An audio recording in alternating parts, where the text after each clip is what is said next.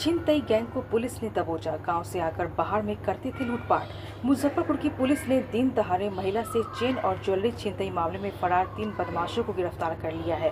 Police ने इन सभी बदमाशों को हथियार, कारतूस और लूटी गई बाइक और मोबाइल फोन के साथ पकड़ा है।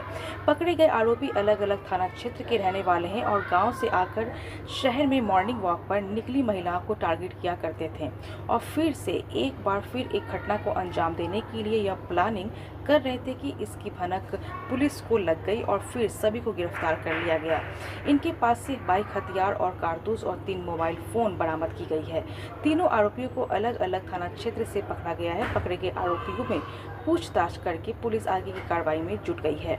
पकड़े गए आरोपी में से एक अभिषेक कुमार शेखपुर दाव अहियापुर थाना क्षेत्र के रहने वाला है। बादल कुमार अम्मा हथौड़ी थाना क्षेत्र और एक रुपेश कुमार नंदना मीनापुर थाना क्षेत्र का रहने वाला है।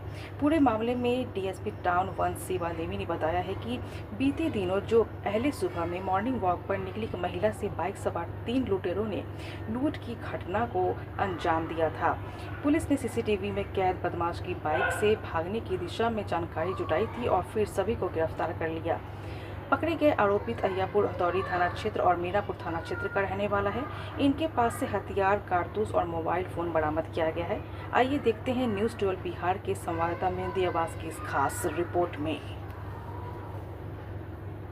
है कि 10 अप्रैल को 52 बीघा मिठनपुरा क्षेत्र में एक वृद्ध महिला के साथ चेन की छिनतई हुई गई और उनके कान की बालियां भी छीनी गई हैं और इसी दौरान उनको थोड़ी सी चोटें भी आई हैं, जिसमें हमने मिठनपुरा कांड संख्या 82/25 दर्ज किया और हमने अपनी सघन जांच शुरू की। अनुसंधान के क्रम में कुछ मानवीय और तकनीकी साक्ष्य जुटाए। इसी बीच हमें एक सूचना मिली कि गाछी में 3-4 लड़के हैं जो कुछ प्लान कर रहे हैं किसी बड़ी घटना को अंजाम देने के लिए, तो हमने रेड करवाई।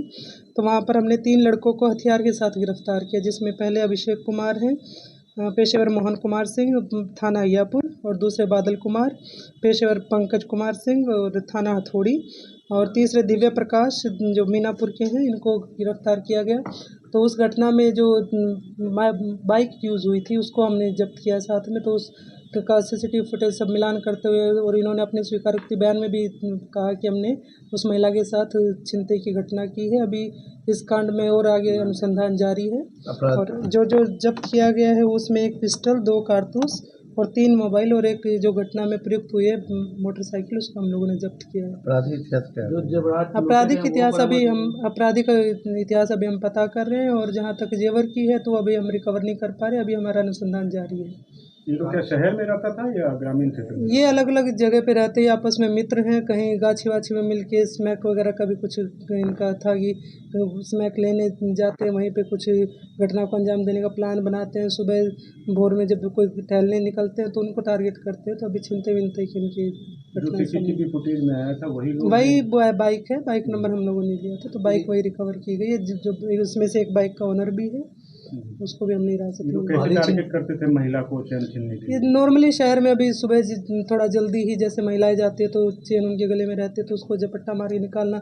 सुनसान गलियों में ये लोग अपना टारगेट बनाते हैं जहाँ पर उनको पकड़ने के लिए या रोकने के लिए कोई ना रहे। तो सुनसान इलाकों में मेरी एक अपील भी है कि जितनी महिलाएं, स्पेशली जो वृद्ध महिलाएं हैं जो थोड़ा सा अपनी सुरक्षा करने में असमर्थ हैं, तो वो थोड़ा अवॉइड करें, बहुत सुबह जल्दी ना घूमें। दूसरा, अपने गले में जो अगर कुछ पहना है तो उसको ढक के रखें, तो आपकी सुरक्षा ज़्यादा ठीक रहेगी। वेपन जो रिकवर किए गए तो वेपन का उन लोग लूट के दौरान इस्तेमाल करते हैं? वेपन का ये करते हैं कि डराने धमकाने में अगर कोई आराम से किसी घटना को नहीं अंजाम दे पाता, तो इन्होंने कहा कि हमने उस दिन भी कुछ मारा था तो महिला को पीठ में चोट भी आई है, तो मोस्ट प्रोबेबली हो सकता है वेपन का यूज़ किया उन लोगों ने।